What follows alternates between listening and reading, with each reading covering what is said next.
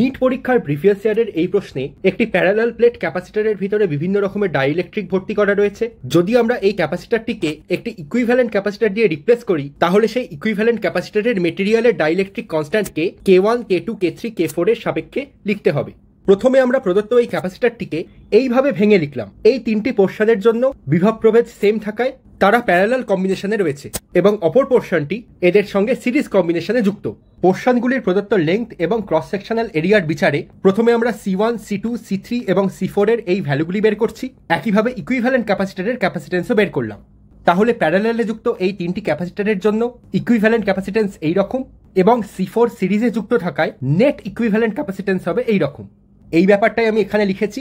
এবার প্রথমে সিপি কে ভাঙবো এবং বিভিন্ন ক্যাপাসিটেন্সের পূর্বে বের করা ভ্যালুগুলি বসাচ্ছি। তারপর সরল করলে আমরা এই রিলেশনে উপনীত হব। অর্থাৎ প্রদত্ত প্রশ্নটির উত্তর হবে অপশন নাম্বার সি।